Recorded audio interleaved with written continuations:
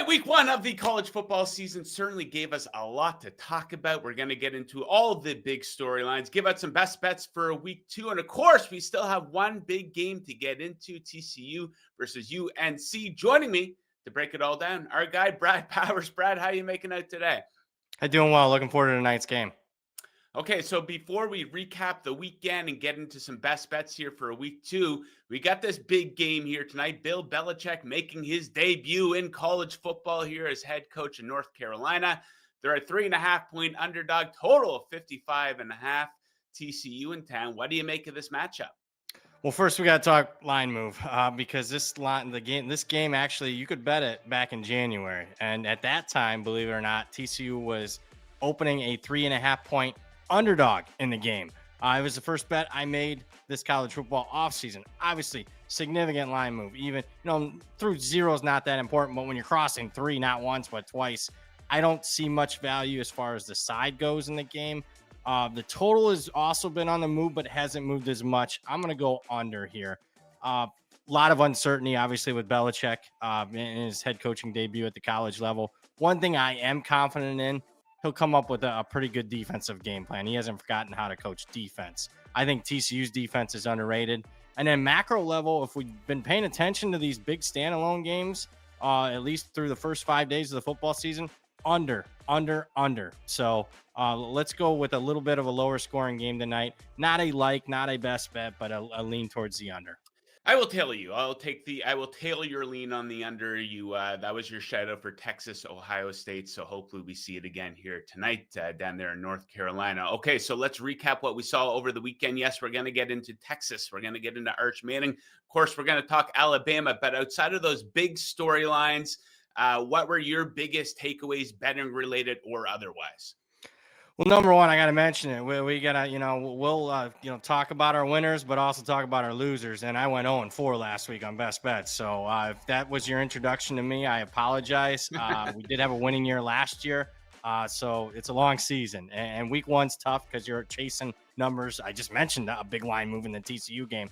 It's tough doing the best bets on game week. With that being said, lots of takeaways. Thankfully, we had a lot of big matchups. So it wasn't a bunch of, teams playing little sisters of the poor. I would say, maybe surprisingly, I don't think it's getting enough love. LSU is the most impressive team to me. Ooh. On the road, 5-point underdog.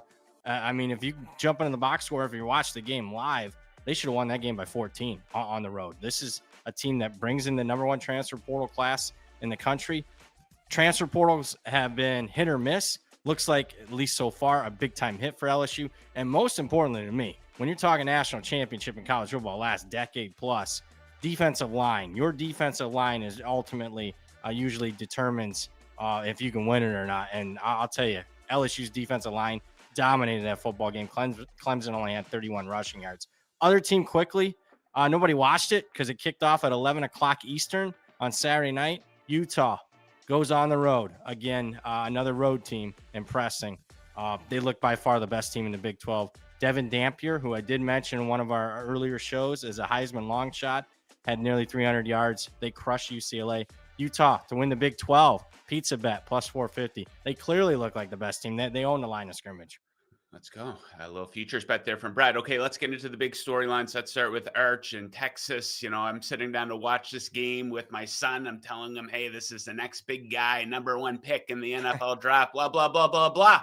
First drive, I think his first throw, he skipped one off the ground. And that was kind of the theme of the day for him. So, you know how it works on social media. A lot of criticism, people comparing him to Bronny James. Do you think the criticism is fair? Do you think maybe people should pump the brakes a little bit? That's a pretty tough environment for the first game of the season.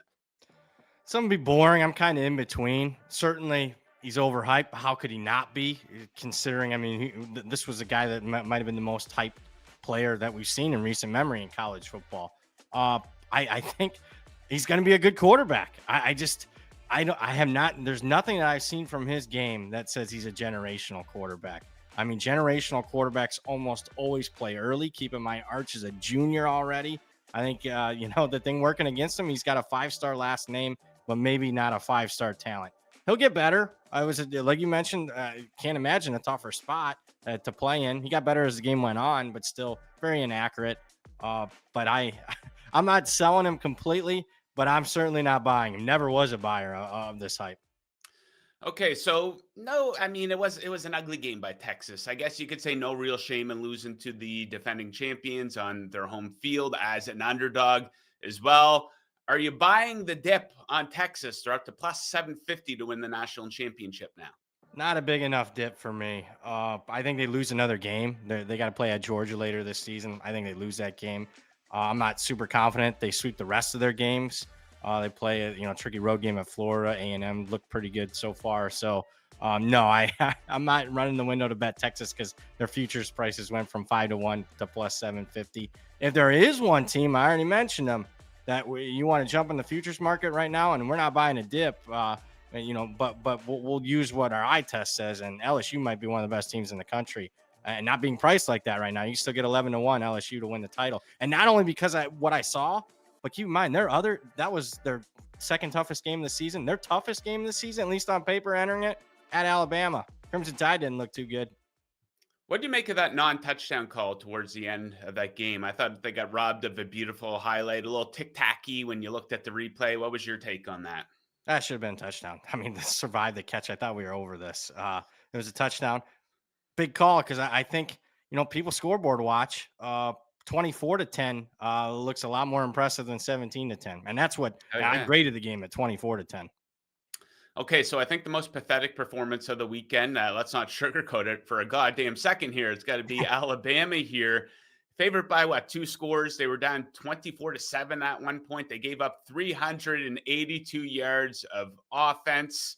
Uh, Seeing them at 17-1 now at FanDuel to win the national championship. Are you still confident that they're going to have a strong season after that bad performance? No, I'm out. And I know Ooh. that sounds like overreaction. You just, last week picked them to win the title, and now you're out on them. Well, I mean, my whole handicap was giving their coach a mulligan because he's won everywhere he's been.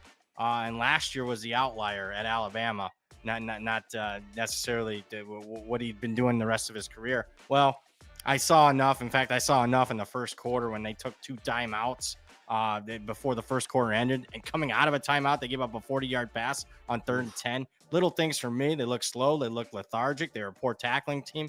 They should have been, super motivated considering what happened to them last year. Obviously, Florida State was going to be motivated, but I mean, there was nothing fluky about the game. I mean, anything can happen in week 1. And you have 4 or 5 fluke turnovers. No, they got absolutely beat and owned at the line of scrimmage, which is supposed to be Alabama's strength. Quarterback didn't live up to expectations. I'm out. I think they're an 8-4 team. I bet over 8.5 wins in January. And I thought that was a lot. We talk about locks. I thought that was pretty close to lock. I mean, Alabama's not going 8-4. Guess what? Right now, if I had to project the record, 8-4. Okay, Brad has seen enough. Okay, so what about the opponent there, Florida State? I don't think a lot of people saw that performance coming. They don't play another ranked team till week 5 when they take on Miami. Do you think they're worth a swing at plus 470 to make the playoff? I'm not personally betting it, but I don't mind it. And you just said something, that I think is very important. Easy slate the next 3 games. So, very likely that they're going to win these games coming up on their schedule. And their odds, are only going to go down as far as, you're not going to be able to get that plus 470 anymore. It might be closer to 3-1. I don't mind it. I mean, they did win outright as a 2-touchdown underdog and dominated the game. Clemson didn't impress, another ACC favorite. They get Miami at home, so it's not a bad bet, but they're not a deep team. They're one injury away from it all falling apart. They don't have a backup quarterback, and I mentioned that, any team, lose their quarterback, they're going to be in trouble. Well, when you got a running quarterback, you are more likely to lose your quarterback when he's running all the time. So I think they're going to be much better than any of us thought, but I still think a playoff's a stretch. Okay, Archer's stock is down. Which quarterback were you most impressed with in week 1? So I'm going to go a couple in the weeds here. Nobody watched it. It was late start time. Cal has a true freshman quarterback. True freshman starting. He was originally in Oregon, already transferred. That's the world we live in. Sagapolu is his last name. They call him JKS for short. Was terrific. And also, you got to read the tea leaves in the market. Market was anti-Cal all offseason until game week. They went from a 3-point underdog in that game to about a 2.5 point favorite. And everybody that made that bet, and I thought it was a lot of sharp people that did that, they were rewarded with a great performance from the quarterback. Another good quarterback play.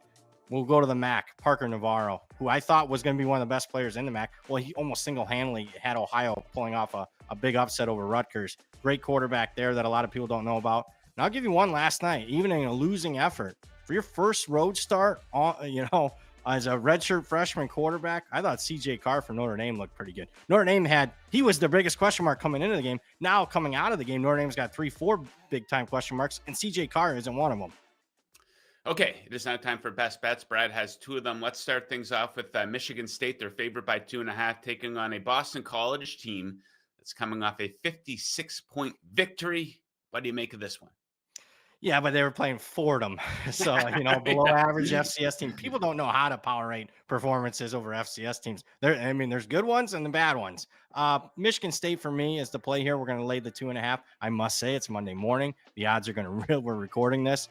The board's going to light up big time. I'm going to call this. It's good at 3 or less on this one. But right now, -2.5 on Michigan State. First off, power rating. I have it at 3.5 through a key number. There's that. Also, this is the NBC Saturday night game. I actually expect a pretty rowdy atmosphere there. Something that BC's not accustomed to playing in usually in 35, 40,000 seat ACC stadiums. So I think the atmosphere for a relatively young team might be a little much for them. And I liked what I saw from Michigan State. Market loved Michigan State last week. They should have covered. They had a backup quarterback throw a pick six in the final minute.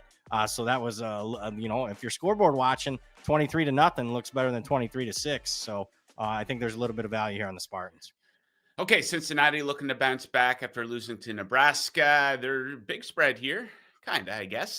Favored by 18 against Bowling Green. What are we thinking? Yeah, not big enough. We're laying the 18. And again, I'll mention this is good at 20.5 or less because I do expect this market to move early in the week. What am I seeing? Well, I'll tell you what I saw. You see that banner behind me? I went to their game last week, BG.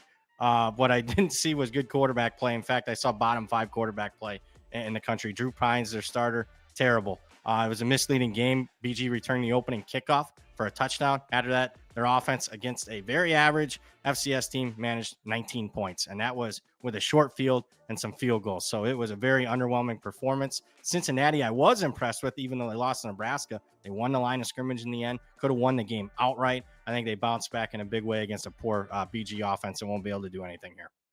Okay, two best bets from Brad for week 2. We invite the viewers to drop your best bets for week 2. Let's get ahead of some of these lines. Drop them in the comments section right then and there. If you like this video, take the half a second it takes to hit the like button. Make sure you are also subscribed to the Covers YouTube channel. NFL content starts this week. I cannot wait for that. And of course, Brad will be back with us on Thursday, maybe adding a best bet or 2 or 3, potentially breaking down all the big games of the week. Brad, thank you for joining today. Best of luck with your handicapping, and we'll catch you again on Thursday. Thanks for having me.